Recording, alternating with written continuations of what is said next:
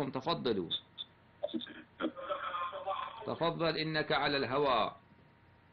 السلام عليكم ورحمة الله وبركاته. عليكم السلام ورحمة الله تعالى وبركاته. تفضلوا، إنكم على الهواء. السلام عليكم. بالخدمة، تفضلوا. إني الشيخ طالب الجاف من خانقين. أخونا العزيز، إنكم على الهواء، تفضلوا. شيخنا أضم الله وجودنا ووجودكم بمثاب سيد الشهداء أبي عبد الله الحسين. سلام الله عليه. شيخنا بالنسبة للجماعة العمرية، أي جماعة العمرية من سقيفة بني ساعدة إلى يوم يبعثون أول عنهم، لأنهم خانوا أمير المؤمنين وخانوا رسول الله صلى الله عليه وآله وسلم. لأن رسول الله صلى الله عليه وآله وسلم في غديركم عندما نزل الآية الكريمة ورفع إيد علي عليه السلام قال من كنت ألم أكن أولى منكم من أنفسكم؟ قالوا بلى. قال فاللهم فهذا من كنت مولاه فهذا علي مولاه، اللهم والي من والاه وانصر من نصره واخذل من خذله. الله يخذلهم الى يوم الدين، الله يخذل العمريين والوهابيه الى يوم الدين. احسنت. اني استشفعت على يد السيد الشهيد البطل سيد كاظم سيد محمد الشبر في خانقين. احسنتم. قبل 50 سنه والان عمري 62 سنه والحمد لله. ما شاء الله. اني من موالين اهل البيت. ما شاء الله. اعظم الله اجوركم. اعظم الله اجورنا. الله يخليك لنا، الله يخليك لنا، ثبتت لنا انت المدافع اللي يدافع عن شيعة امير المؤمنين وعن مبادئ امير المؤمنين وعن مبادئ محمد صلى الله عليه واله وعلى بيت محمد. الله ينصرك، الله ينصرك، الله يلعن معاوية، الله يلعن الأموية إلى يوم الدين. الله يحشرنا مع محمد وآل بيت محمد. الله يحشرنا مع الحسين.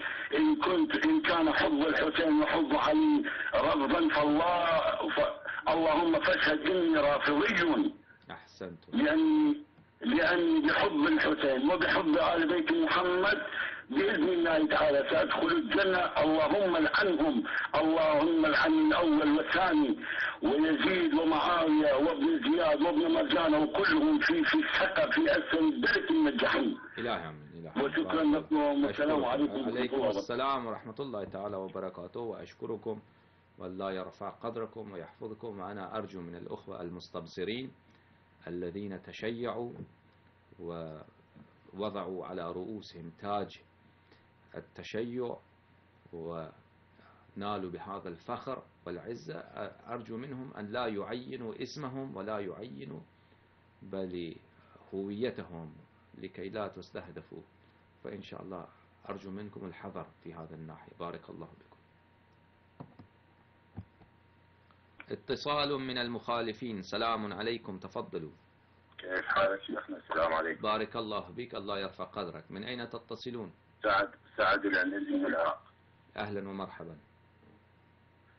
والله يا شيخنا أنا في طريق إلى التشيع. تريد أن تتشيع إن شاء الله، تفضل إن شاء الله. إنك تتبع أهل البيت عليهم السلام. يا الله إن شاء الله.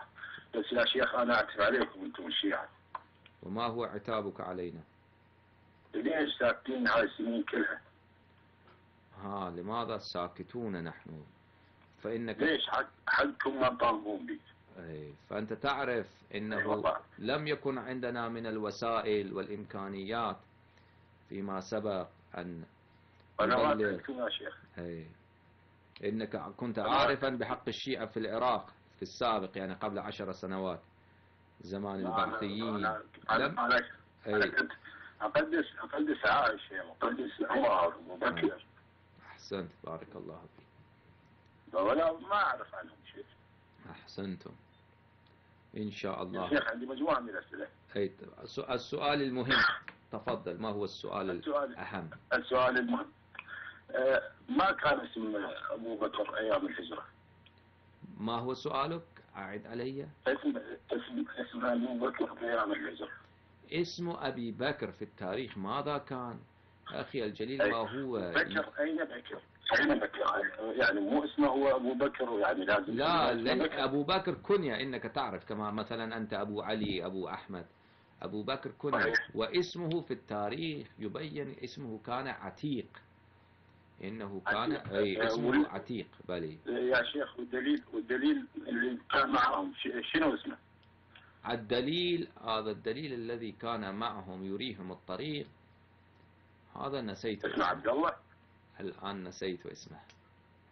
اسمه عبد الله بن بكر ابن أريقط. عبد الله ابن أريقط، صحيح. ابن أريقط ابن بكر. أي أحسنت. صحيح. يعني أبو بكر يعني ما كان اسمه معتوق، هو اسمه عتيق. عتيق. أنا هذا الشيء اللي خلاني أشك بالمسألة هاي كلها. يلا بارك الله بك، الله يحفظك حبيبي، الله يرفع قدرك. أشكرك. اتصال من المخالفين. سلام عليكم، من أين تتصلون؟ عليكم السلام ورحمة الله وبركاته، من الأردن. الأردن، أهلا ومرحبا، تفضلوا.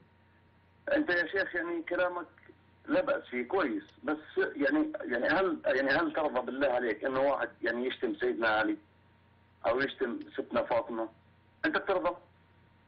والله إنه بإيدينا، يعني الإسلام بوصل يعني بالأخلاق والأدب، يعني أنت بتوصل المعلومة للناس، ما في مشكلة، ما شاء الله أنك بتوصل المعلومات يعني بالمذهب تبعك. متى أنا شتمت؟ يعني أنت بتشتموا سيدنا عمر وسيدنا أبو بكر. متى ماذا قلت أنا؟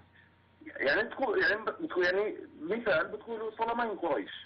يعني احنا والله ما عمري هذا ليس بذنبي، هذا دعاء أمير المؤمنين عليه الصلاة والسلام.